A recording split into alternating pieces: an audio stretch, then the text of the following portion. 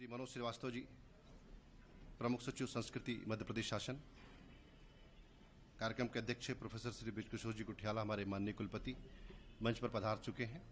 इस सभागृह में उपस्थित देश भर से आए मीडिया प्रोफेशनल्स और मीडिया प्राध्यापकों का हार्दिक स्वागत है। विश्वविद्यालय परिवार से जुड़े शिक्षकों का, अधिकारियों का, आप सबका भी बहुत बहुत स्वागत है। जैसा कि आपको पता है कि अगले वर्ष मध्य प्रदेश में सिंहस्थ कुंभ का आयोजन होने वाला है।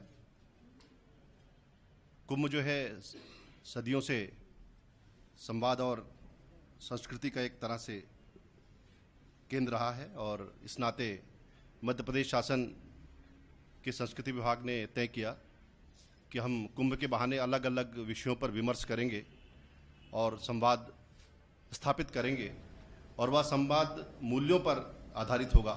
अलग अलग क्षेत्रों के लोग ये विचार करेंगे कि उनके क्षेत्र के लिए आज के समय को देखते हुए कौन से मूल्य प्रासंगिक हैं और उन्हें किस तरह से जीवन में उतारा जा सकता है। ये 2 दिन का विमर्श इसी पर केंद्रित है और हम सब यहाँ से कल दोपहर जब विदा होंगे तो कुछ ऐसे पाथे लेकर निकलेंगे जो हमारे अपने क्षेत्र के लिए महत्वपूर्ण हो सकते हैं। मैं सबसे पहले माननीय मुख्य अतिथि जी से आग्रह करूंगा कि वे दीप प्रज्वलन करके इस कार्यक्रम का शुभारंभ करें।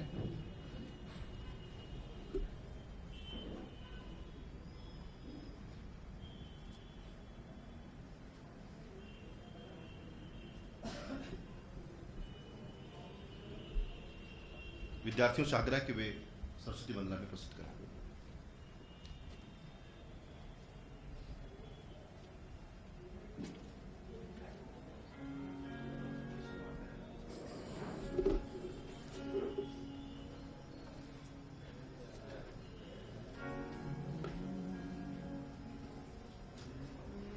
दे माँ हे शारदे माँ, अज्ञानता से हमें तार दे माँ।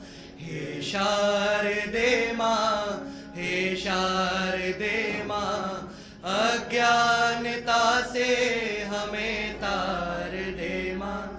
तू स्वर की देवी है, संगीत तुझसे, हर शब्द तेरा है, हर गीत तुझसे।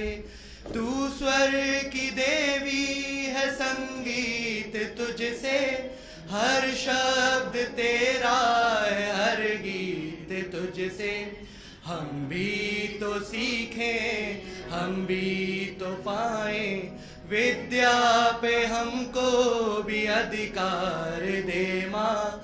हे शारदे माँ, हे शारदे माँ, अज्ञानता से हमें तार दे माँ। ऋषियों ने समझी थी, मुनियों ने जानी, वेदों की भाषा, पुराणों की वाणी। ऋषियों ने समझी है, मुनियों ने जानी, वेदों की भाषा, पुराणों की वाणी। हम भी तो सीखें, हम भी तो पाएं, श्रुतियों पे हमको भी अधिकार दे माँ। हे शारदे माँ, हे शारदे माँ, अज्ञानता से हमें तार दे माँ, हमें तार दे माँ, हमें तार दे माँ।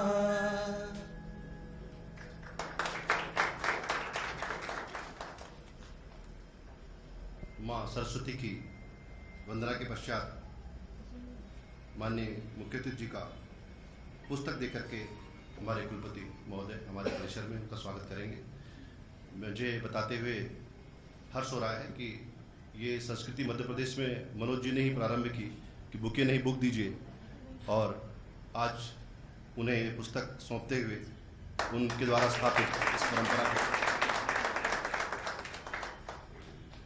अब मैं विद्यार्थियों से आग्रह करूंगा, क्योंकि हम एक ऐसे परिसर में हैं जो देश के यशस्वी पत्रकार, क्रांतिकारी कवि और लेखक पंडित माखनलाल चतुर्वेदी जी की स्मृति से जुड़ा हुआ है। उस परिसर में अगर उनकी रचनाओं का पाठ ना हो तो ये प्रसंग अधूरा रह जाएगा। मैं विद्यार्थियों से आग्रह करूंगा कि वे इनकी 2 रचनाओं का पाठ करेंगे।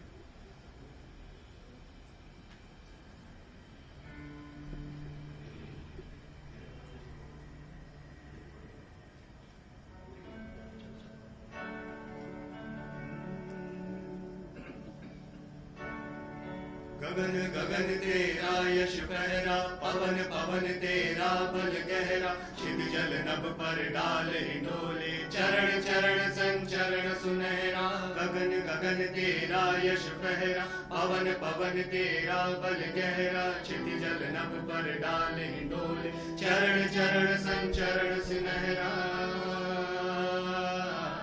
ओ ऋषियों के द्वेष प्यारे भारत देश, ओ ऋषियों के द्वेष प्यारे भारत देश।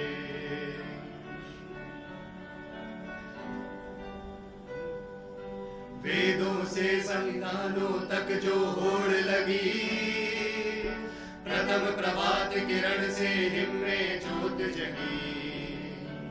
वेदों से बलिदानों तक जो होड़ लगी, प्रथम प्रभात किरण से हिम्मे ज्योत जगी। उतर पड़ी गंगा खेतों खलिहानों तक, मानो आंसू आए बलि मेहमानों तक। सुख कर जग के क्लेश प्यारे भारत देश, सुख कर जग के क्लेश प्यारे भारत देश। तेरे पर्वत शिखर के नभ को भूखे मौन इशारे, तेरे वन जग उठे पवन से हर तेरा दे प्यारे। तेरे पर्वत शिखर के नभ को भूखे मौन इशारे, तेरे वन जग उठे पवन से हर तेरा दे प्यारे। राम कृष्ण की लीलालय में उठे बुद्ध की वाणी, काबा से कैलाश तलक उमड़ी कविता कल्याणी। बातें करे दिनेश प्यारे भारत देश, बातें करे दिनेश प्यारे भारत देश।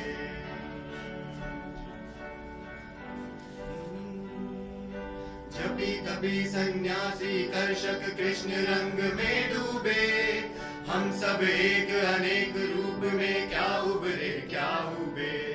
जपी तपी सन्यासी कर्षक कृष्ण रंग में डूबे, हम सब एक अनेक रूप में क्या उभरे क्या उबे। सजग एशिया की सीमा में रहता कैद नहीं, काले गोरे रंग बिरंगे हम में भेद नहीं। श्रम के भाग्य निवेश प्यारे भारत देश, श्रम के भाग्य निवेश प्यारे भारत देश। बज उठी बांसुरी यमुना तट से धीरे धीरे, उठ आई यह भरत मेदिनी शीतल मंद समीरे। बज उठी बांसुरी यमुना तट से धीरे धीरे, उठ आई यह भरत मेदिनी शीतल मंद समीरे। बोल रहा इतिहास देश सोए रहस्य है खोल रहा, जय प्रयत्न जिन पर आंदोलित जग जय बोल रहा। जय जय अमित अशेष प्यारे भारत देश, जय जय अमित अशेष प्यारे भारत देश, जय जय अमित अशेष प्यारे भारत देश।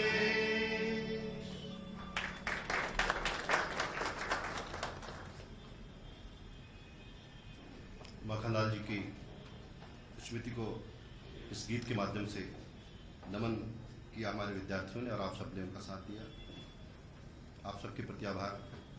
हम आदरणीय मनोज जी को सुने, इसके पूर्व मैं उनका एक छोटा सा परिचय कराना चाहूँगा। एक कुशल प्रशासक की बुद्धि तथा एक दक्ष साहित्यकार और श्रेष्ठ वक्ता जैसे एक व्यक्ति का नाम है मनोज श्रीवास्तव। उन्होंने MA हिंदी साहित्य की उपाधि प्राप्त करने के बाद भारतीय प्रशासनिक सेवा में आने का निर्णय किया आपने अपना जीवन एक अध्यापक के नाते शुरू किया और इसके अलावा सहायक आयुक्त आयकर विभाग मुंबई में भी अपना योगदान दिया। आईएएस बनने के बाद भी तमाम पदों पर रहे हैं, जिसमें अतिरिक्त कलेक्टर, प्रशासक, कलेक्टर, आईजी पंजीयन और मुद्रांक, चेयरमैन प्रबंध निदेशक विद्युत वितरण कंपनी पूर्वी क्षेत्र, आयुक्त भू अभिलेख, आयुक्त आबकारी, सदस्य राजस्व मंडल, सचिव संस्कृति न्यासी भारत भवन, आयुक्त और सचिव जनसंपर्क के अलावा आप भोपाल और नर्मदापुर संभाग के आयुक्त भी रह चुके। इसके साथ साथ संप्रति आप प्रमुख सचिव संस्कृति मध्य प्रदेश शासन हैं। आपने अनेक रचनाएं की हैं। मेरी डायरी से यादों के संदर्भ, पशुपति जैसे 5 कविता संग्रह हैं। तो शिक्षा में संदर्भ और मूल्य, वंदे मातरम, सुंदरकांड की 5 खंडों में विवेचना जैसा महत्वपूर्ण काम आपने किया है। उन्हें 12 खंड हो गए हैं, मेरे पास जो परिचय उसमें 5 खंड हैं और 12 खंड उसके हो गए हैं। तो एक साहित्य संस्कृति के एक प्रवक्ता के नाते से वे जाने जाते हैं हमारे बीच में। उनको सुनना हमेशा बहुत अच्छा लगता है, जिस तरह की भाषा का उपयोग वो करते हैं और जिस तरह से वे विषय का प्रतिपादन करते हैं और जिस तरह से भारतीय संदर्भों को वैश्विक संदर्भों से जोड़ते हैं, उन्हें सुनना निश्चित रूप से एक बहुत विरल अनुभव है। मैं माननीय मनोज जी को बहुत सम्मान के साथ आमंत्रित करता हूं कि इस प्रसंग पर अपनी बात कहें। माननीय मनोज जी।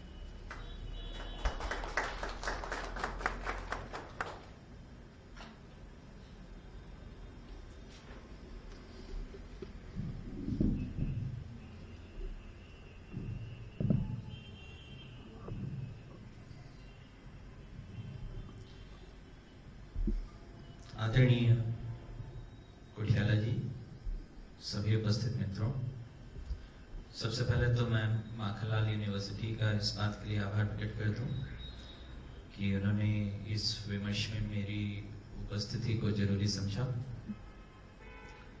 मध्य प्रदेश शासन ने यह तय किया था कि सिंहस्थ की पूर्व पीठिका के रूप में वर्ष 2015 में बौद्धिक विमर्शों के बहुत से आयोजन किए जाएंगे। सिंहस्थ पुराने समय में जब मनाया जाता था तो वो एक तरह की वर्ल्ड पार्लियामेंट ऑफ रिलीजन्स थी। शास्त्रार्थ की हमारी परंपरा जो है अपने सबसे सुंदर स्वरूप में जो है वहां दिखाई पड़ती थी। फिर धीरे धीरे वो स्नान और अवगाहन के रूप में अपघटित होने लगा। तो सिंहस्थ की जो मूल शक्ति थी, वैचारिक शक्ति, बौद्धिक शक्ति, उसकी पुनर्स्थापना के संकल्प के रूप में ये आयोजन किए जाए। और इसी में ये तय किया गया कि जब मूल्याधारित जीवन पर एक बड़ा सेमिनार किया जाए तो उससे संबंधित जो अलग अलग अनुषंग हैं, जैसे कि मूल्य और मीडिया, तो उन पर भी जो है प्रदेश के अलग अलग हिस्सों में सेमिनार हो, बौद्धिक विमर्श हो।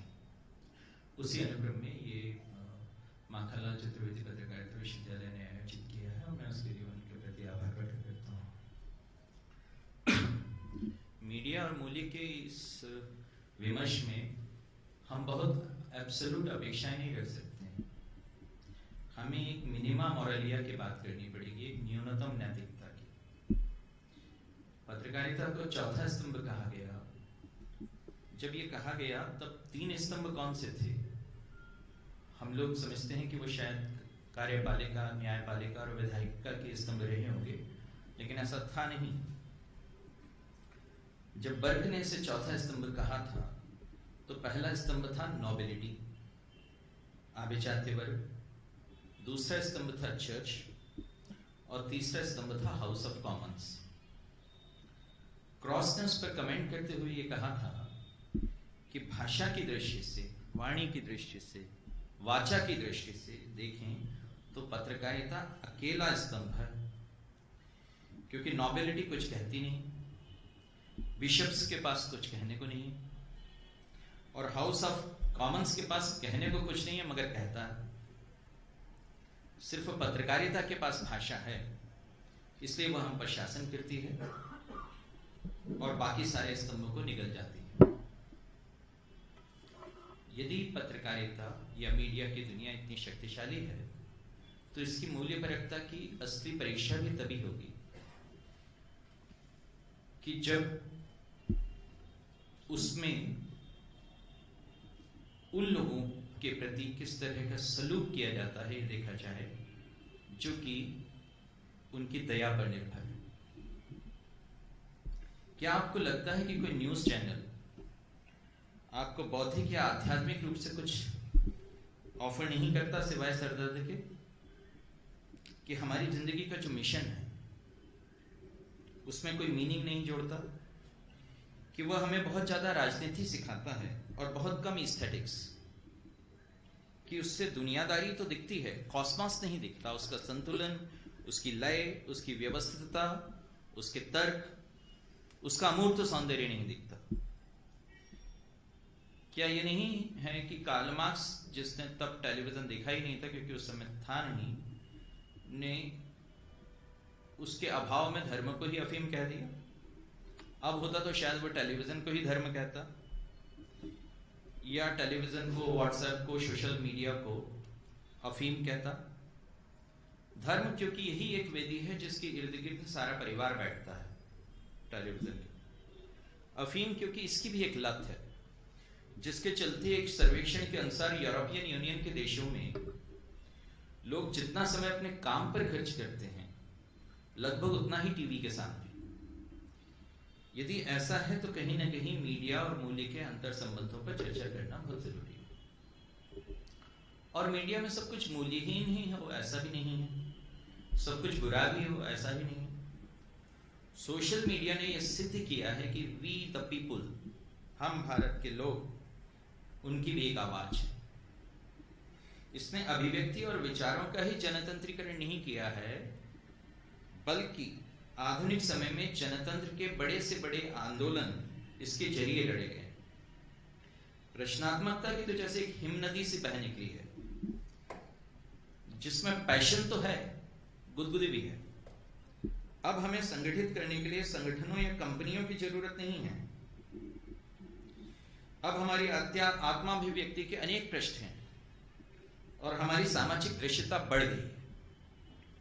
यह प्रकाशन का लोकव्यापीकरण है। एक समय था, और हमने ऐसी फिल्में भी देखी हैं, जिसमें कवि नायक अपनी रचनाओं के प्रकाशन के लिए इधर उधर प्रकाशकों के दरवाजे दरवाजे भटकता था। प्यासा देखी होगी आपने, नया जमाना देखी होगी।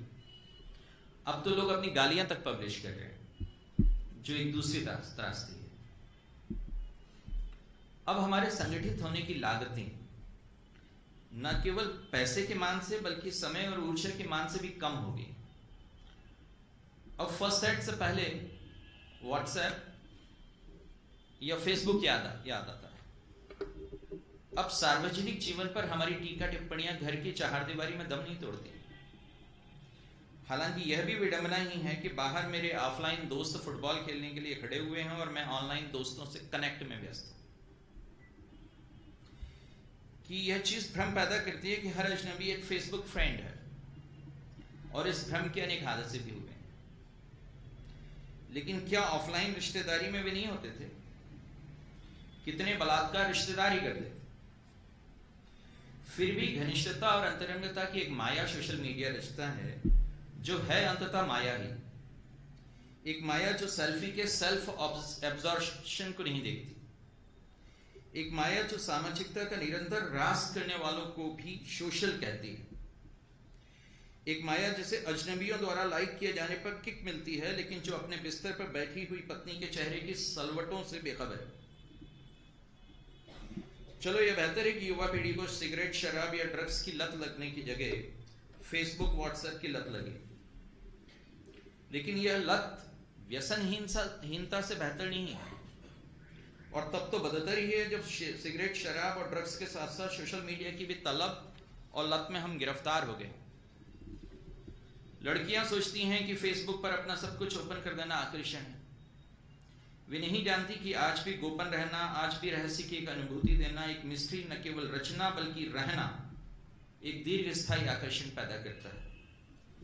वैसे ही जैसे कंप्यूटर, टीवी, मोबाइल बंद करने, सोशल मीडिया संपर्कों को लॉग ऑफ कर स्वयं के साथ मेडिटेशन पर बैठने पर आज हम अपने भीतर के किसी स्रोत से फूटती कलकल को ज्यादा अच्छी तरह से सुन सकते हैं, ज्यादा अच्छे से अपने निकट आ सकते हैं और कोहन का ज्यादा अच्छा उत्तर पा सकते हैं। जैसे जैसे चैनलों का शोर बढ़ता जा रहा है, एकांत, मौन, निजता की प्यास भी बढ़ रही है। अकेले होने की नहीं, अकेला छोड़ दिए जाने की मांग। कैथरीन नेविल कहती हैं कि प्राइवेसी ठीक उसी तरह से मनुष्य की बुनियादी आवश्यकता है जैसे खाना और सांस लेना। स्टिंग पत्रकारिता ने उसे भी नहीं छोड़ा। हाल के कुछ अनुभव बताते हैं कि स्टिंग लौट के आती है। दंश के डिविडेंड्स ही नहीं है, दंश की देयताएं भी हैं जो चुकानी पड़ती हैं। उस समय जबकि इलेक्ट्रॉनिक इम्प्रिंट्स की वजह से नागरिक सरकार की स्थायी संपत्ति हो गए हैं, स्पाई कैमरे बाथरूम की दीवारों तक में छेद कर रहे हैं, तो एक घिरा घिरापन सा है। वैसे भी माया यदि एक पर्दा है तो देखें कि हम कितनी स्क्रीन से और कितने पर्दों से घिरे हुए। टीवी की स्क्रीन है, कंप्यूटर की है, मोबाइल की है। हाड़ मास के आदमियों की जगह हम वर्चुअल उपस्थितियों से घिर गए। सोशल मीडिया पर अज्ञान और पूर्वाग्रहों का मवाद सा बहता रहता है। संप्रेषण के साधन बढ़ गए हैं। लैंडफोन है, फैक्स है, पेजर है, मोबाइल है, टेक्सटिंग है, ईमेल है, लिंक्डइन है, ट्विटर है, हैंगआउट है। लेकिन संप्रेषण की गुणवत्ता में, संप्रेषण के शिवत्व में, संप्रेषण की आध्यात्मिकता में वृद्धि के बारे में कोई आश्वस्त नहीं है। शक है कि हमारा ऑफलाइन जीवन ऑफ ट्रैक तो नहीं हो गया। इस जीवन में तो जो दोस्त था वह रिश्तेदार हो सकता था, वह बाद में कभी शत्रु भी हो सकता था, लेकिन अजनबी कभी नहीं हो सकता था। फेसबुक पर आज हम फ्रेंड्स हैं और बाद में कभी बिना किसी कारण के एकदम अजनबी भी हो सकते हैं। मीडिया में सौंदर्य एक मूल्य की तरह नहीं आया, एक उत्पाद की तरह आया है। इसने एक तरह की ब्यूटी थिंकिंग पैदा की है। सौंदर्य चिंतन नहीं, सौंदर्य चिंता, जिससे निवृत्ति उस प्रसाधन को खरीदकर ही संभव है। मीडिया में जब तक नग्न या अर्धनग्न औरतों का दिखना और पुरुषों का ना दिखना असमानता की भाषा ही नहीं है, असमानता का प्रभाव भी। यह एक जेंडर को एक भावना की जगह एक दृश्य में अपरूपांतरित करना है। अब यह एक पीढ़ी पैदा हो रही है जिसकी स्त्री के बारे में इम्प्रिंटिंग किसी जीवित साक्षात्कार से नहीं या किसी के बारे में दिमाग में चल रही फंतासियों से नहीं, बल्कि पर्दे और स्क्रीन से हो रही है। एक अंतराल, एक दूरी के साथ। इसके अपने अयथार्थ हैं, इसके अपने अवमानवीकरण हैं, जो सच्चाई और हकीकत से टकरा के अपने मोहभंग पैदा करते हैं। स्क्रीन की छवि की छलनाएं हैं, मृग छलनाएं, जो इस पीढ़ी की भावनात्मक अस्थिरताओं में परिणत हो रही हैं। वह छवि कमनीय है, लेकिन उसे कैंसर भी हो सकता है। स्क्रीन का संपादित सौंदर्य जिंदगी के बहुत से संदर्भों, प्रसंगों और परिप्रेक्ष्यों को जानने ही नहीं देता। पहले तो परदेश जाने वाले का ही घर छूटता था। अब टीवी, इंटरनेट, सोशल मीडिया के चलते रहवासी का घर उससे छूट गया। घर में रहकर भी वो घर में नहीं है। अब प्रवासी होकर नहीं, रहवासी होकर भी हम अनिकेतन हो गए। घर जिन दीवारों की सुरक्षा में आश्वस्त था, अब उन्हीं दीवारों के नीचे से सैन मारकर केबल घुसाया।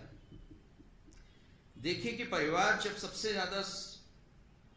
सबसे ज्यादा सीरियल तब देखे जा रहे हैं जब स्वयं परिवार को नहीं देखा जा रहा।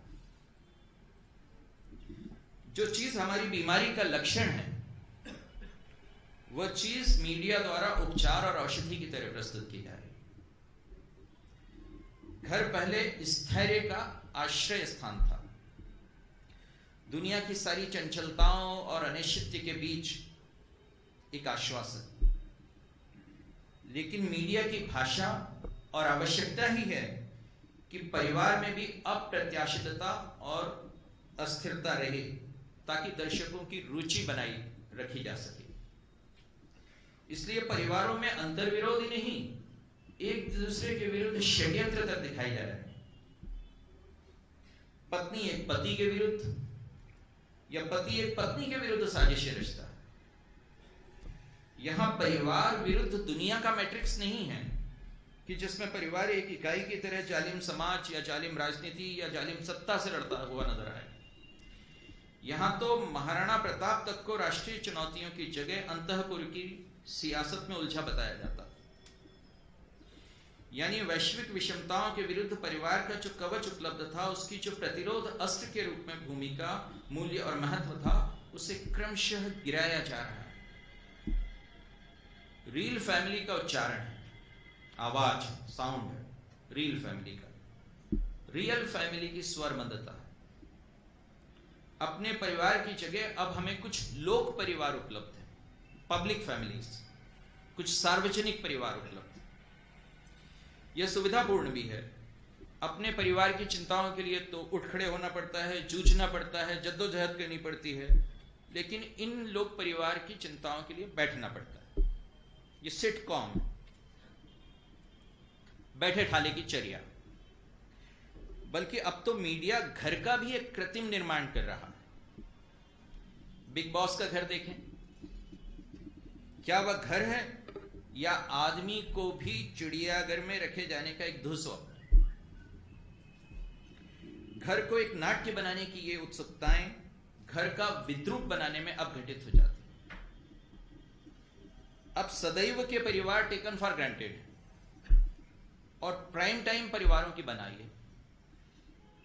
ये परिवार समकालीन सामाजिक एवं राष्ट्रीय चिंताओं से दूर उपस्थिति का एक सनातन अध्यात्म रचते हैं, जहां समकालीनता के वक्त पर, प्रसारण के वक्त पड़ रहे त्योहार ही आते हैं। सो होली पर सभी सीरियलों के पात्र रंग और गुलाल में रचे बसे नजर आते।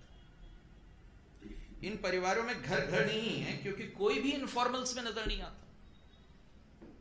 पहनावे से ही लगता है कि घर सेफ हेवन नहीं है, और वो प्रमाणित भी होता है जब घर पैलेस इंट्रिक्स के शिकार बताए जाते हैं। तो परिवार की छवि की एक लगातार रिवर्किंग मीडिया के जरिए हो रही है। इससे प्रस्तुत भले ही घर घर की कहानी के रूप में किया जाए, लेकिन है यह एक असामान्य परिवार, क्वीयर फैमिली। मैं नहीं कहता कि नुकसान ही हुए हैं, फायदे भी हुए हैं। परिवार और घर कम से कम मीडिया का कोर बिजनेस तो बन गए। संयुक्त परिवार पर्दे पर ज्यादा दिखाए गए क्योंकि उनमें चरित्रों की अधिकता का लाभ मिलता है, जिससे ज्यादा एपिसोड बनाने में सुविधा आती है। पश्चिमी नाभिकीय परिवारों की जगह हमारे व्यतीत सूचक ये संयुक्त परिवार इसलिए मीडिया को ज्यादा मुफीद पड़ते हैं। हमारी कोशिश ये होनी चाहिए कि हम उस फिक्शन को गौर से देखें जो मीडिया के द्वारा हमें पढ़ाया जा रहा है, उसे डीकंस्ट्रक्ट करें, क्योंकि उसके भीतर के माध्यम से जाने अनजाने जो मूल्यगत प्रभाव व्यक्त हो रहे हैं, वे किसी अभ्यस्त हो चुकी जिह्वा और स्नायु का ही परिणाम है। यह अभ्यास समाचार चैनल के उस अर्ध साक्ष्य संवाददाता के घिसे पिटे संवादों में ही प्रकट नहीं होता, बल्कि उनकी अपनी राजनीति में भी प्रकट होता है। जो हमें बताया जा रहा है, दिखाया जा रहा है, समझाया जा रहा है, उससे कहीं ज्यादा महत्वपूर्ण वह है जिसे हमारे पास तक आने से रोका गया है। हमारे पास रात बाकी की मस्ती आती है, हमारे पास मां की हड्डी से चिपक हिचोड़ जाड़े की रात बिताने वाले बच्चे नहीं आते। युद्ध टीवी पर आतिशबाजी क्यों लगता है? युद्धखोरों की नृशंसता रजत पर्दे पर क्यों नहीं दिख पड़ती? वे सनसनी ही बेचते हैं तो टुच्चे दैनिक अपराधों की सत्य कथाएं क्यों बेचते हैं? अबू गरीब की जेलों का सच क्यों नहीं बेचते? तेल लॉबी जैसे कितनी ही लॉबियों के मैनिपुलेशन क्यों रोमांचक नहीं है? वाशिंगटन कंसेंसस के बाद, वाशिंगटन सर्वानुमति के बाद हुए बड़े कारपोरेशनों को आपराधिक जो एकोमोडेशन है, वे क्यों नहीं नमोदार होते? यदि भ्रष्टाचार दिखाना है तो किसी बाबू का नोट लेना ही क्यों दिखाते रहते? कभी कैटरीना रिलीफ और इराक रिकंस्ट्रक्शन में अमेरिकी ठेकेदारों के भयंकर कारनामे तो दिखाइए।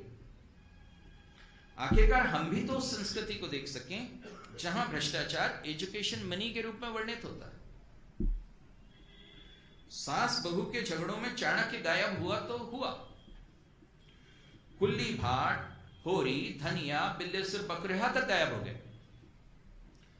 एफएम पर शब्द इतनी तेजी से उगले जा रहे हैं क्योंकि वे नहीं चाहते कि आपकी बुद्धि कहीं ठहर कर उन्हें पकड़ ना ले। मर्डो को मैला आंचल समझ में आएगा, वो तो वार एंड पीस भी नहीं दिखाता।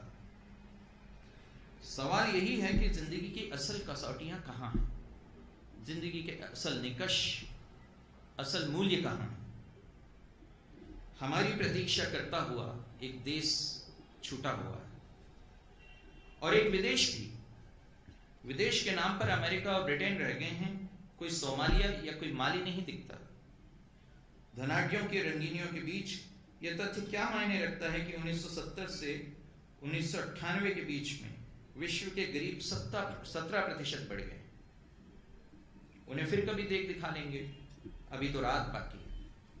निशाचरों के लिए यही क्या कम आश्वासन है। प्रणाम।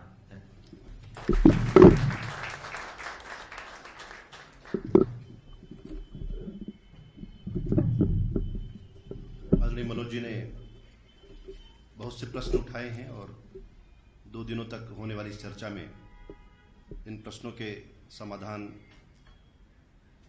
या उनके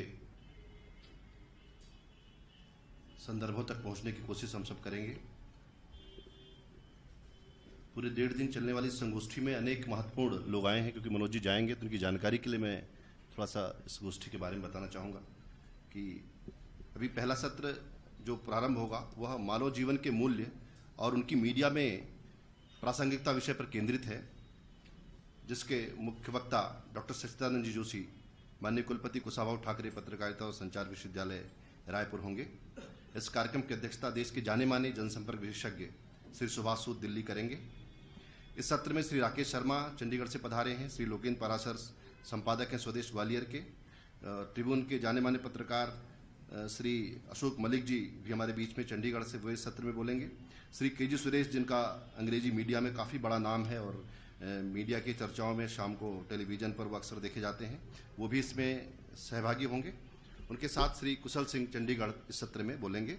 इस सत्र का संचालन और समन्वय डॉक्टर पी शशिकला करेंगी। दूसरा सत्र 1:30 बजे प्रारंभ होगा। 1:30 से 2:30 भोजन है, मैं गलत बोल रहा हूँ, भोजन कैंसिल नहीं कर रहा है। 2:30 से 4 का दूसरा जो सत्र है उसमें मीडिया प्रोफेशनल्स के मूल्यों पर बात होगी। इस सत्र में जनसंपर्क, विज्ञापन, न्यू मीडिया, सूचना प्रौद्योगिकी से जुड़े जो प्रोफेशनल्स हैं उनके बारे में बातचीत होगी। इस सत्र में मुख्य वक्ता के नाते जानी मानी जनसंपर्क विशेषज्ञ डॉक्टर निमोधर दिल्ली से पधारी हैं, वो इसमें मुख्य वक्ता होंगी।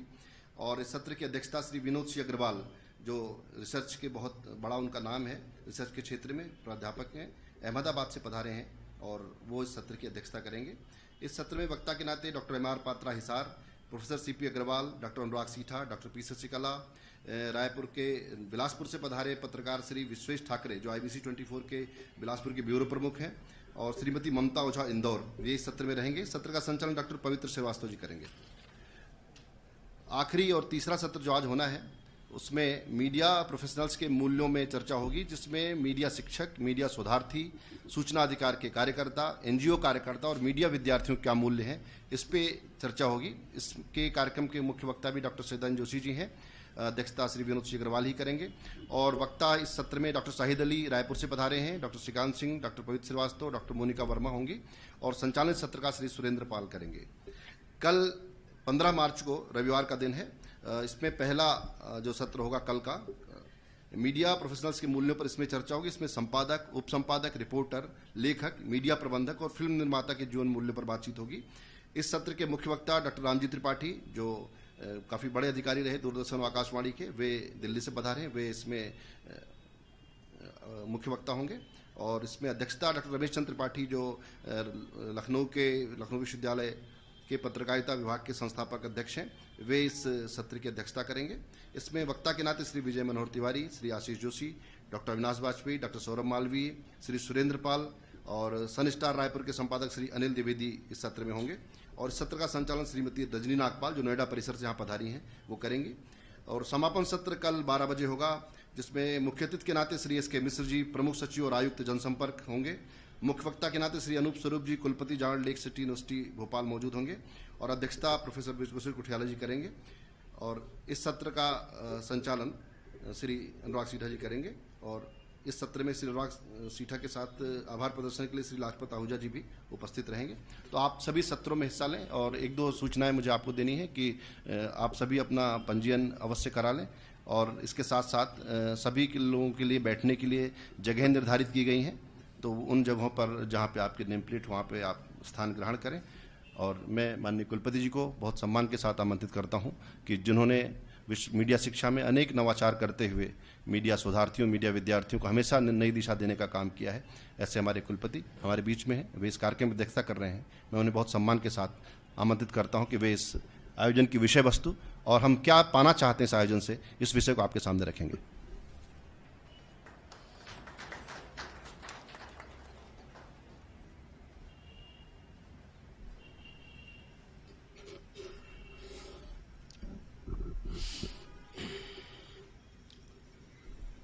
आदरणीय मनोज जी श्रीवास्तव, देश के लगभग हर भाग से यहाँ पर पधारे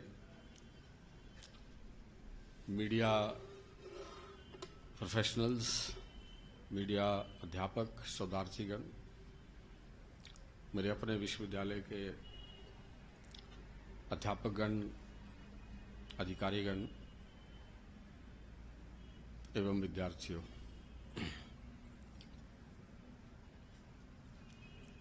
एक सुंदर अवसर मिला जब देश के शीर्षस्थ विद्वानों के साथ बैठकर एक चर्चा हुई कि हमारे देश में जो कुंभों की परंपरा है, जो कुंभ लगते हैं, महाकुंभ लगते हैं, उनका उद्देश्य क्या था, वो प्रारंभ क्यों किए गए, ऐसा क्यों हुआ, और वो 1000 वर्ष की गुलामी के बाद भी उनका महत्व आम आदमी तक के मन में क्यों बढ़ता जा रहा है,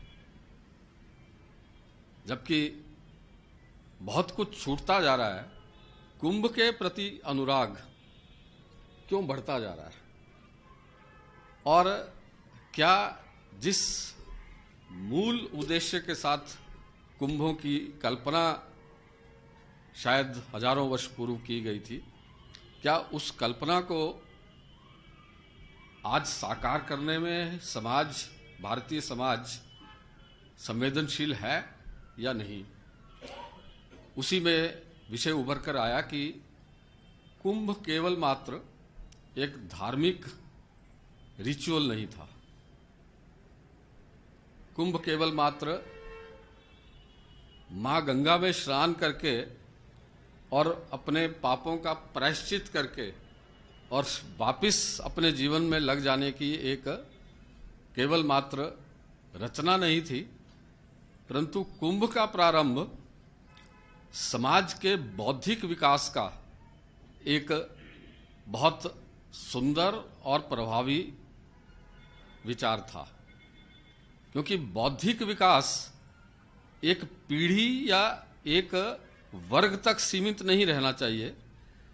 जब बौद्धिकता का विकास आम जन के मन में होगा तभी समाज बौद्धिक रूप से आगे बढ़ेगा, और जब बौद्धिक रूप से आगे बढ़ेगा तो शेष विकास, जो भौतिक विकास जो भी अनिवार्य है, उसको भी गति मिलती है और उसको दिशा भी मिलती है। जब ये चर्चा हो रही थी तो ये विषय भी आया कि सिंहस्थ जो 2016 में होने वाला है, उसको हम आज के परिवेश में और प्राचीन संवेदना से जोड़ते हुए उसको कैसे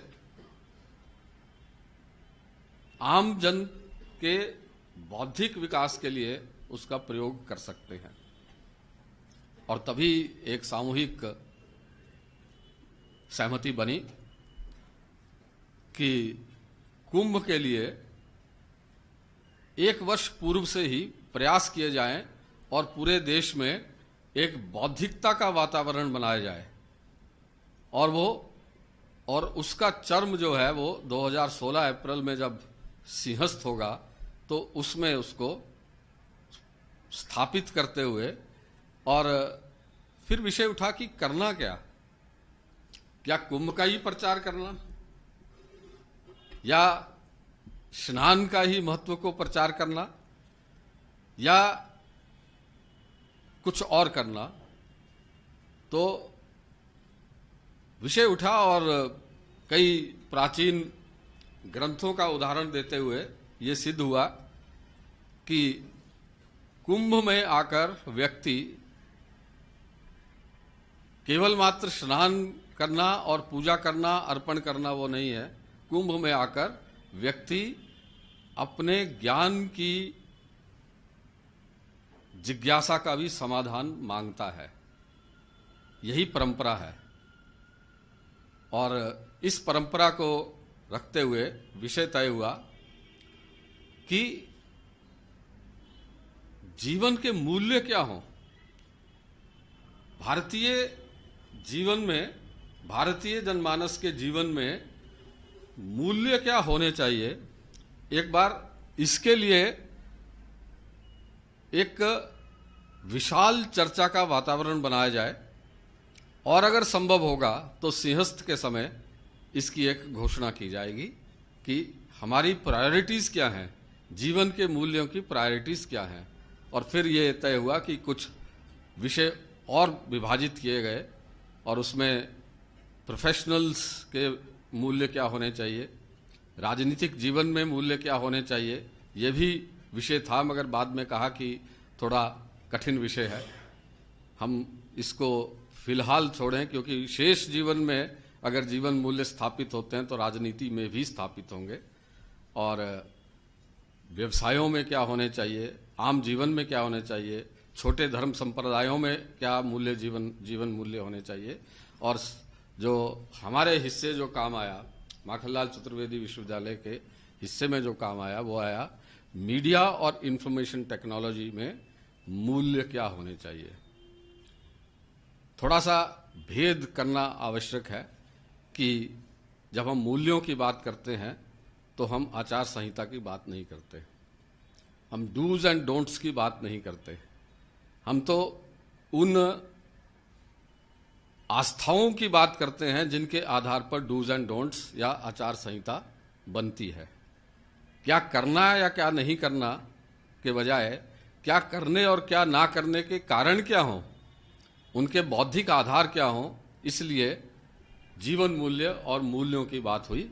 और इसी का आज एक छोटा प्रारंभिक प्रयोग आज हमने प्रारंभ किया और आप सबने सुना और देखा कि किस प्रकार मनोज जी ने एक भूमिका बांधी कि हमारे सामने जो कार्य है वो उसकी जटिलता कितनी है,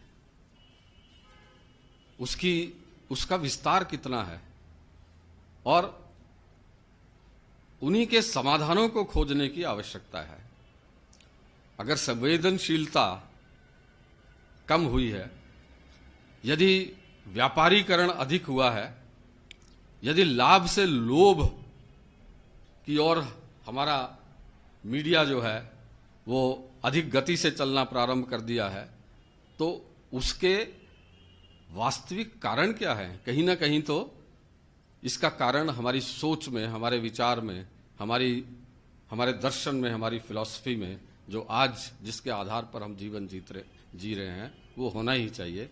और यही खोज जो आज हम प्रारंभ करने जा रहे हैं, और क्योंकि सामूहिक खोज है, इसमें सभी अपना अपना योगदान करने वाले हैं और एक नया प्रयोग 1995 में institute of advance studies Shimla में प्रारंभ हुआ था, जिसका नाम बाद में दिया गया संवाद का स्वराज। संवाद का स्वराज या विचार का स्वराज। ना तो हम पश्चिम के विचार से पूर्णतः प्रभावित हों, ना हमारा जो ट्रेडिशनल विचार है उसी पे आधारित अपनी आज की सोच रखें। कहीं ना कहीं इसमें भी स्वराज, जो महात्मा गांधी से पहले बुद्ध ने भी जिसका विवरण दिया, ऐसे स्वराज की रचना के लिए संवाद की एक अनिवार्यता जो है वो एक अभियान चला और अभी तक वो चल रहा है। उसी के सिद्धांतों के आधार पर इस 1.5 दिन के विमर्श की रचना की गई है और जिसमें थोड़ा सा हमने परंपरा को तोड़ा है। हम यहाँ पर बहुत बड़े बड़े पत्र पढ़ने वाले नहीं हैं, हम बड़े बड़े भाषण भी देने वाले नहीं हैं और मनोज जी ने तो गागर में सागर में ही बात कर दी है और लगता है कि 1.5 दिन की चर्चा के दिशा सूत्र हमको दे दिए हैं। हमने तय किया है कि जैसा कि संजय जी ने बताया अभी कि विभिन्न सत्रों में हमने आपस में काम बांटा। आपस में मतलब कि विश्वविद्यालय के लोग और जो आप लोग आमंत्रित हैं, एक एक विषय पे बुलेट पॉइंट्स पे मूल्यों की एक सूची बनाना और फिर उनकी चर्चा करना। और चर्चा में भी हम लोग विवाद और वाद विवाद और वितंडा नहीं करेंगे, हम केवल बार सुसंवाद करेंगे। जिस चीज को हम मानते हैं उसको मानेंगे। किसी ने कुछ कहा और हमारे मन में उसके प्रति जिज्ञासा है तो जिज्ञासा समाधान करेंगे, परंतु अड़ेंगे नहीं। यही संवाद का स्वराज है जिसकी कल्पना हमने इस उसमें की है। और जहाँ तक मीडिया का सवाल है, मीडिया के मूल्यों का सवाल है, हम सबको पता है कि महात्मा गांधी ने मूल्यों को स्थापित करने के लिए एक चित्र के रूप में और एक कहानी के रूप में बताया था कि 3 बंदर हैं और एक ने मुंह बंद किया हुआ है, एक ने आंख बंद की हुई है और एक ने कान बंद किए हुए हैं। ना बुरा बोलना है, ना बुरा सोचना है, ना बुरा देखना है। आज जब हम मीडिया की बात करते हैं तो चौथा बंदर ऐड हो गया है। हालांकि मेरे एक विद्यार्थी ने प्रश्न किया था मनोज जी कि महात्मा गांधी ने बंदर ही क्यों दिखाए, क्यों वो मनुष्यों को नहीं चाहते थे कि मनुष्य भी ऐसा करें। तो एक चौथा बंदर ऐड हो गया और उस बंदर के हाथ में एक स्मार्टफोन है और स्मार्टफोन में वो उसके लिए आदेश ये है, महात्मा गांधी का शायद आदेश है कि पोस्ट नो इवल। आप कोई अपने लैपटॉप पे, अपने स्मार्टफोन पे या अपने आईपैड पे कोई बुराई को पोस्ट ना करें, बुराई का प्रचार आपसे ना करें। आप ना तो अच्छा ना तो बुरा बोलें, ना बुरा सुने, ना बुरा देखें, परंतु आप सोशल मीडिया का प्रयोग भी बुराई के लिए ना करें। मुझे लगता है कि हमारे जो 1.5 दिन का विमर्श है उसके लिए संकेतात्मक रूप से ये बहुत ही सुंदर प्रस्तुति है। ये जिसने भी बनाया है मुझे लगता है कि उसको हमें सैल्यूट करना करेगा, हैट्स ऑफ टू हिम जिसने ये बनाया है। और पोस्ट नो इवल, एक अभी सोशल मीडिया में ही मीडिया की बात चल रही है। एक 2.5 मिनट की 190 सेकंड की एक फिल्म चली है, वो भी मैं आपको दिखाना चाहता हूं।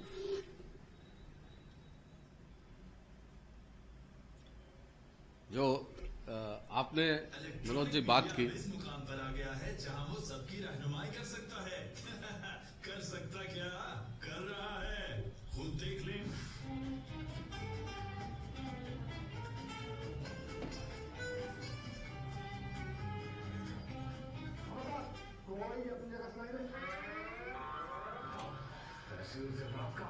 वो साथ वाले कमरे में पड़े।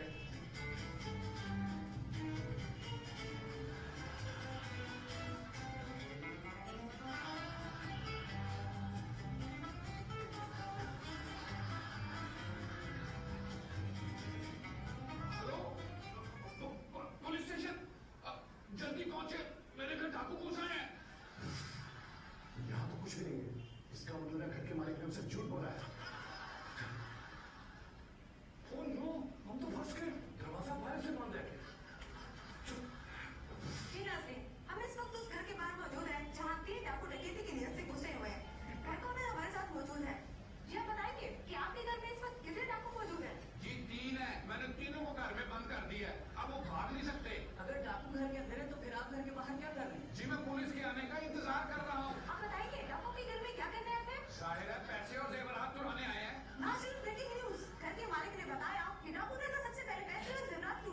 कहाँ लूटे हैं?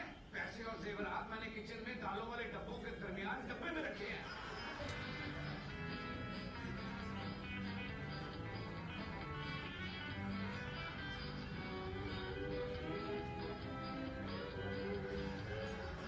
नाज़रीन, breaking news, police main road से इस घर की तरफ रवाना हो चुकी है। 15 मिनट तक पहुंच जाएगी। जल्दी निकले, पुलिस के आने से पहले हमें इस इलाके से निकलना है। और निकले किधर से? क्या समझते हैं कि डाकुओं को बाहर निकलने का कोई रास्ता नहीं मिलेगा? जी बिल्कुल नहीं मिलेगा। नाज़रीन, डाकू इस घर में बेसुरो कर रह गए हैं क्योंकि मालिक मकान ने बताया है कि इनके बाहर निकलने का वाहिद जो खुफिया रास्ता है उनके स्टोर से जाता है। जब वो डाकू को पकड़ने का लाया बल क्या है? हम पीछे दीवार से अंदर कूदेंगे और फ्रंट से उनको एंगेज करेंगे। कोई जरूरत नहीं है, वो सब लूटकर खुफिया रास्ते से भाग गए हैं। क्या? नाज़रीन, ब्रेकिंग न्यूज, पुलिस की रैली की वजह से आज फिर से डाकू भाग गए। मीडिया हर किसी की रहनुमाई कर सकता है ना। Media is king.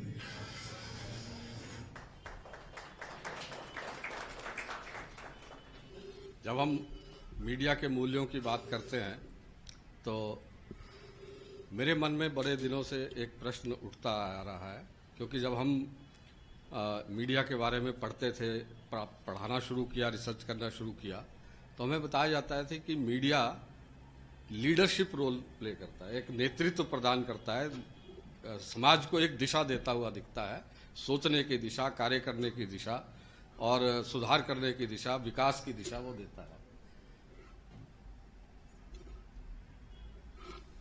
दिशा देता है। तो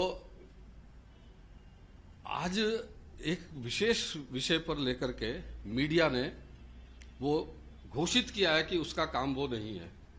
भाषा के विषय में मीडिया ये कहता है कि हम तो उस व्यक्ति की भाषा का प्रयोग करेंगे जो हमारा सबसे बड़ा सेगमेंट है, देखने, सुनने और पढ़ने वाला, और वो है युवा वर्ग।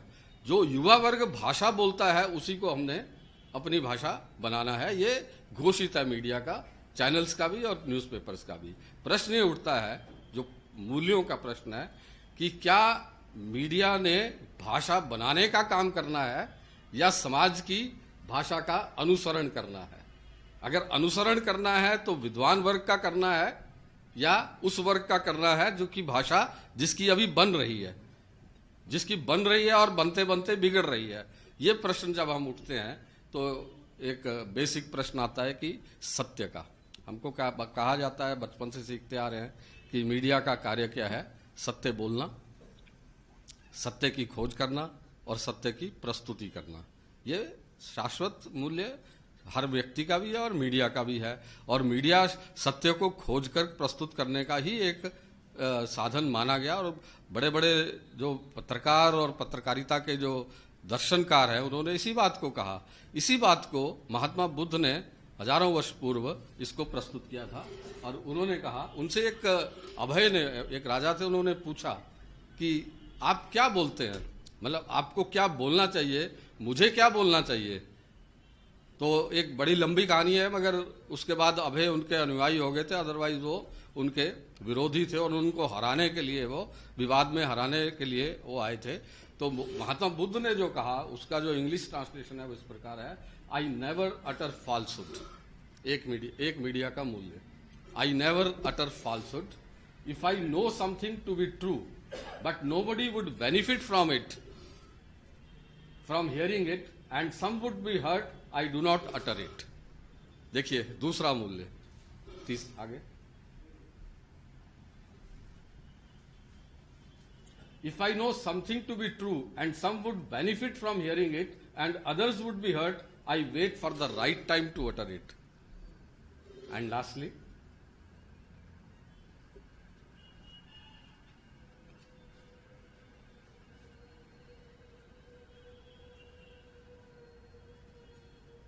इसको ऐसे रहेगा,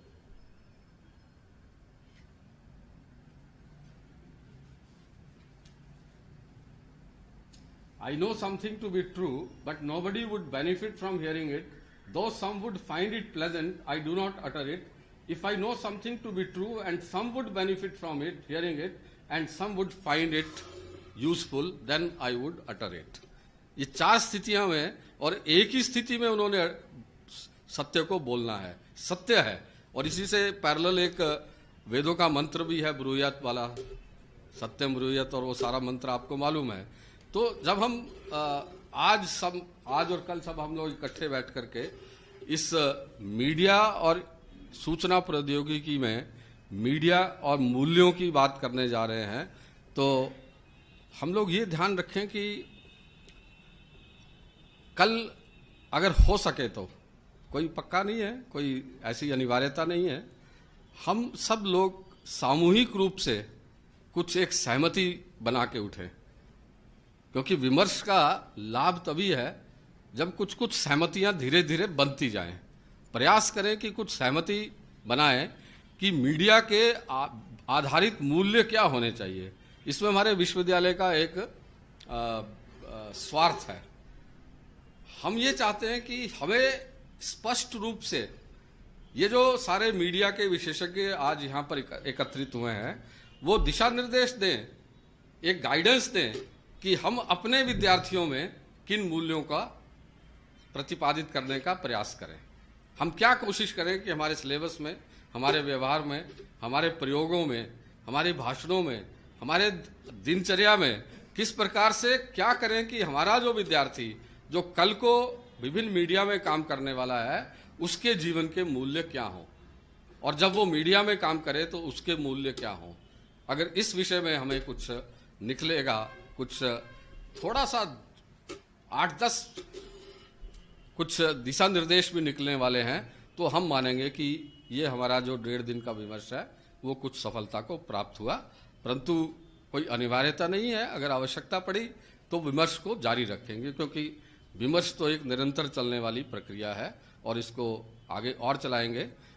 जैसा कि मनोज जी ने बताया था कि कई कार्यक्रम, कई प्रकार के विमर्श पूरे देश में सिंहस्थ से पहले होने वाले हैं। एक बड़ा कार्यक्रम 17, 18, 19 अप्रैल को भोपाल में ही होने वाला है, जिसका विषय रहेगा मूल्य आधारित जीवन, जिसका विषय है मूल्य आधारित जीवन। और उसमें एक दिन पूरा 5 विषयों पर पैरेलल चर्चाएं होंगी, और मनोज जी की ओर से और मैं अपनी ओर से आप सबको उसमें निमंत्रित करता हूं। एक पूरा दिन मीडिया और इंफॉर्मेशन टेक्नोलॉजी में मूल्य निष्ठता कैसे स्थापित की जा सकती है, किन मूल्यों को स्थापित करना चाहिए और कैसे उसको स्थापित किया जा सकता है। ये 18 वाला दिन जो है वो पूरा, इसमें लॉ का भी है, उसमें मेडिकल प्रोफेशन का भी है, उसमें सार्वजनिक जीवन का भी है, उसमें कई हैं। मगर 17 का शाम को उसका उद्घाटन होके 18 को पैरेलल सेशंस करके और 19 को उसका समापन करते समय, और प्रयास ये रहेगा कि इस तरह के कई विमर्श होने वाले हैं, और सिंहस्थ के समय फिर एक मूल्यों पर आधारित एक घोषणा की जाए। तो जो मीडिया और इंफॉर्मेशन टेक्नोलॉजी का जो पूरे दिन का जो विमर्श होने वाला है, उसकी पृष्ठभूमि में आज का ये विमर्श होने वाला है, और ये विमर्श चलता रहेगा। ये 17, 18, 19 के विमर्श के बाद भी चलता रहेगा। स्टेप बाय स्टेप हम आगे चलेंगे, जिससे कि जिन एक विषमताओं का और जिन प्रॉब्लम्स का मनोज जी ने बड़े ही सुंदर शब्दों में और कहीं संकेत रूप में और कहीं स्पष्ट रूप से आपको बताया है, उनमें उन व्याधियों को हम कैसे दूर कर सकते हैं, क्योंकि विमर्श का तो समाधान भी निकालने का काम होना चाहिए। तो मैं विश्वविद्यालय की तरफ से आप सबका स्वागत करता हूं, विशेषकर उन विशेषज्ञों का जो भोपाल से बाहर से आए और जो भोपाल से आए उनका भी स्वागत है। और इसी आशा के साथ कि हमारा विमर्श जो है कुछ ना कुछ रंग लाएगा, ऐसा मुझे विश्वास भी है। और मनोज जी का भी धन्यवाद कि ये जो कार्य हमें जो ये आज का मिला है वो जनसंपर्क विभाग मध्य प्रदेश सरकार की ओर से हमें ये सेमिनार करने के लिए कहा गया है, और आप उसके आयुक्त हैं, इसलिए उसके लिए भी आपका बहुत बहुत धन्यवाद। थे आप थे। हाँ, अब तो आप संस्कृति विभाग में हैं और 17, 18, 19 का जो कार्यक्रम है उसको संस्कृति विभाग ही देखने जा रहा है। तो दोनों तरफ से आपका आभार, धन्यवाद, नमस्कार, जय भारत।